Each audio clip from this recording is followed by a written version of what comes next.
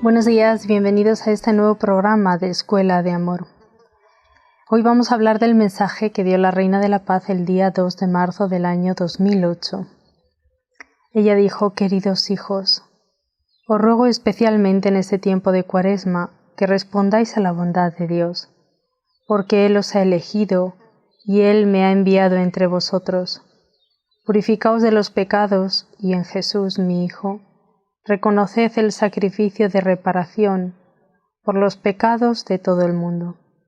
Que Él sea el sentido de vuestras vidas y que vuestras vidas se vuelvan al servicio del amor divino de mi Hijo. Gracias, hijos míos. No nos vamos a fijar mucho en el tiempo en el que dijo este mensaje, fue en Cuaresma, pero sí en la importancia de lo que hay que referirse en sus palabras, y es que nos pide responder a la bondad de Dios. Dios es infinitamente perfecto y bienaventurado en sí mismo. En un designio de pura bondad ha creado libremente al hombre para hacerle partícipe de su vida bienaventurada. Por eso, en todo tiempo y en todo lugar se hace cercano al hombre, le llama y le ayuda a buscarle, a conocerle y amarle con todas sus fuerzas. Convoca a todos los hombres que el pecado dispersó a la unidad de su familia, la Iglesia. Para lograrlo, llegada la plenitud de los tiempos, envió a su Hijo como Redentor y Salvador. En Él y por Él llama a los hombres a ser en el Espíritu Santo sus hijos de adopción, y por tanto los herederos de su vida bienaventurada. Es importantísimo este mensaje, porque muchas veces tenemos una referencia de Dios equivocada. Por el conocimiento que Dios nos ha dado, o por la visión y el don gratuito que ya hemos tenido, pero no son tantos los que llegan a esa bondad, a ese amor infinito.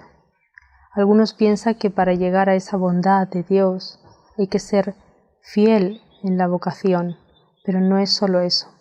Hay que ser fiel en la vocación del conocimiento, de la visión, del amor, es decir, de la fe, la esperanza y la caridad.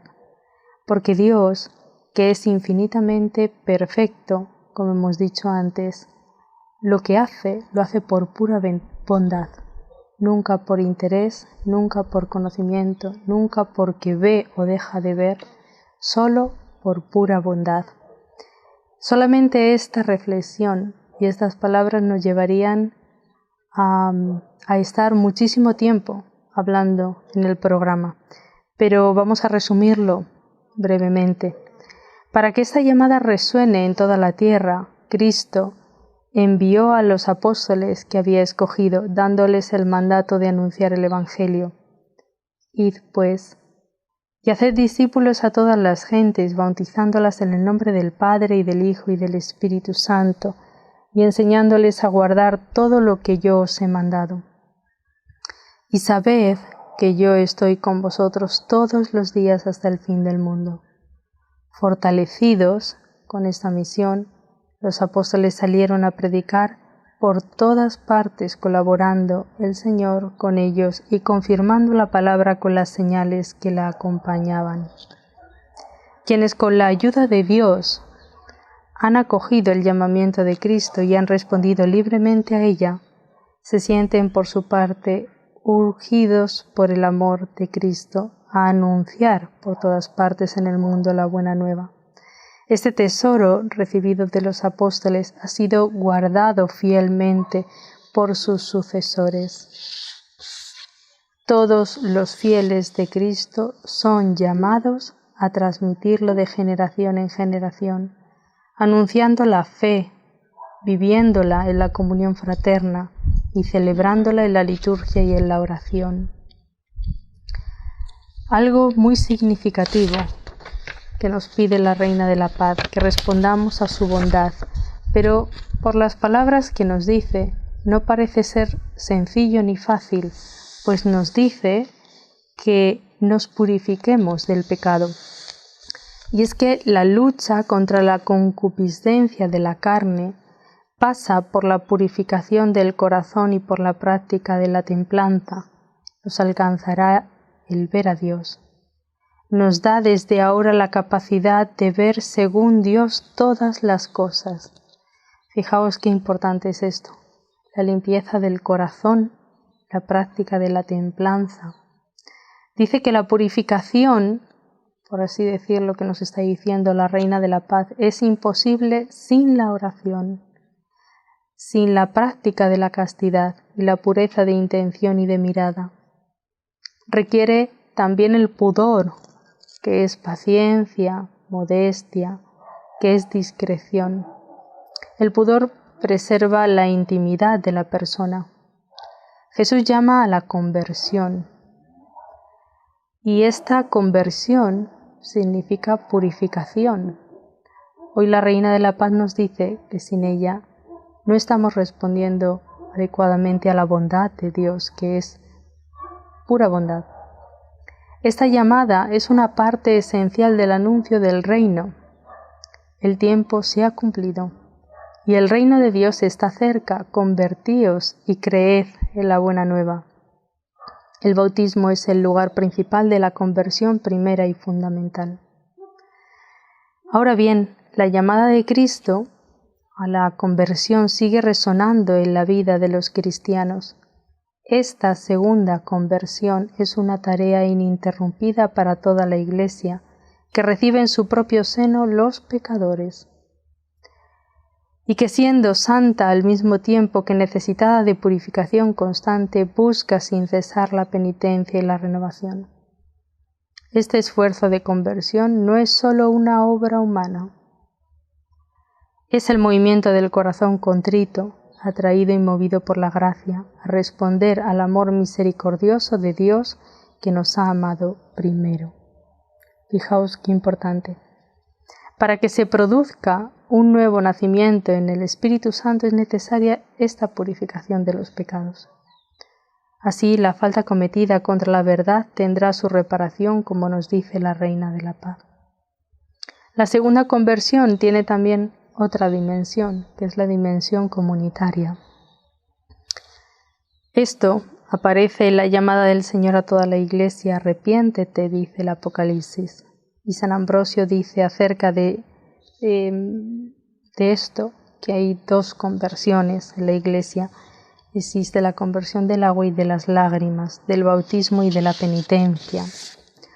Junto a la purificación radical operada por el bautismo o por el martirio, citan como medio de obtener el perdón de los pecados los esfuerzos realizados para reconciliarse con el prójimo, las lágrimas de penitencia, la preocupación por la salvación del prójimo, la intercesión de los santos y la práctica de la caridad, que cubre multitud de pecados. Esta palabra impresiona, porque ante la bondad de Dios, la caridad y el amor cubre multitud de pecados.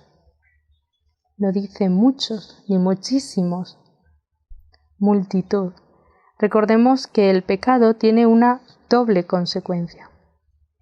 El pecado grave nos priva de la comunión con Dios y por ello nos hace incapaces de la vida eterna, cuya invitación, o mejor dicho, cuya privación, se llama la pena eterna del pecado. Por otra parte, todo pecado, incluso el venial, entraña apego desordenado a las criaturas que es necesario purificar, sea aquí abajo, sea después de la muerte, en el estado que se llama purgatorio. Esta purificación libera de lo que se llama la pena temporal del pecado. Y estas dos penas no deben ser concebidas como una especie de venganza infligida por Dios desde el exterior, sino como algo que brota de la naturaleza misma del pecado.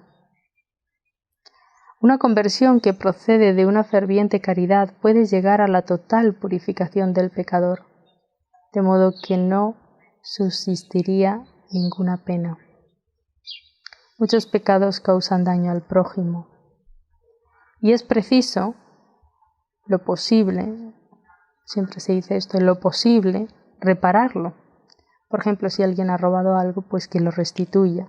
Si ha perdido su honra, su fama, pues restablecer esa reputación del que ha sido calumniado o compensar las heridas. La simple justicia exige esto, pero además el pecado hiere y debilita al pecador mismo, así como sus relaciones con Dios y con el prójimo. La absolución quita el pecado, pero no remedia todos los desórdenes que el pecado causó. Liberado del pecado, el pecador debe todavía recobrar plena salud espiritual. Por tanto, debe hacer algo más que reparar sus pecados. Debe satisfacer de manera apropiada o expiar sus pecados. Esa satisfacción se llama también penitencia. Toda falta cometida contra la justicia y la verdad entraña el deber de reparación, que es lo que hoy nos dice la Reina de la Paz, que por medio de la reparación estamos respondiendo a la bondad de Dios y que solo se puede hacer a través de la purificación. Esto es lo que hoy nos enseña. Toda falta cometida contra la justicia y la verdad entraña el deber de reparación, aunque su autor haya sido perdonado. Cuando es imposible reparar un daño públicamente, es preciso hacerlo en secreto. Si el que ha sufrido un perjuicio no puede ser indemnizado directamente, es preciso darle satisfacción moralmente, en nombre de la caridad.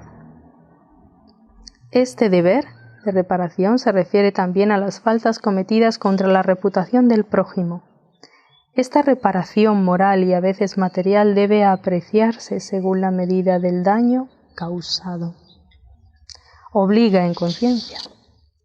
Pues fijaos, la Virgen no habla de obligación de conciencia, pero sí dice que si quieres responder a la bondad de Dios, hay que pasar por aquí.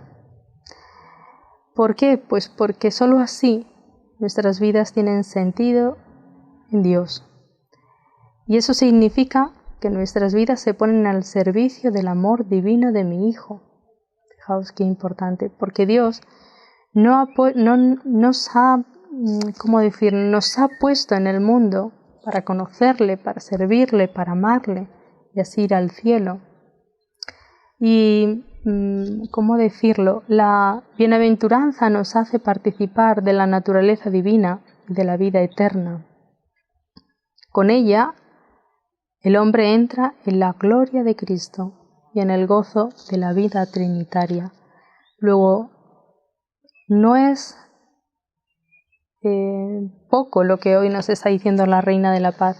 Cristo, Rey y Señor del universo, se hizo el servidor de todos, no habiendo venido a ser servido, sino a servir y dar su vida en rescate por muchos.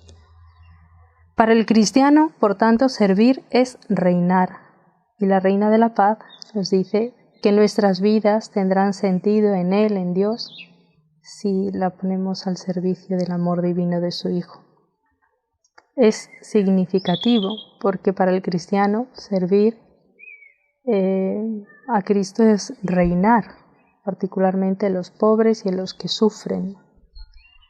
En la remisión de los pecados, los sacerdotes y los sacramentos son como instrumentos de los que quiere servirse nuestro Señor Jesucristo, único autor y dispensador de nuestra salvación para borrar nuestras iniquidades y darnos la gracia de la justificación. Fijaos qué importante. Responder a la bondad de Dios, porque no nos olvidemos que su amor, con su amor, nos ha elegido. Y esa elección es por algo y para algo. Me despido de todos vosotros. Feliz semana. Que la Reina de la Paz os bendiga con su bendición maternal.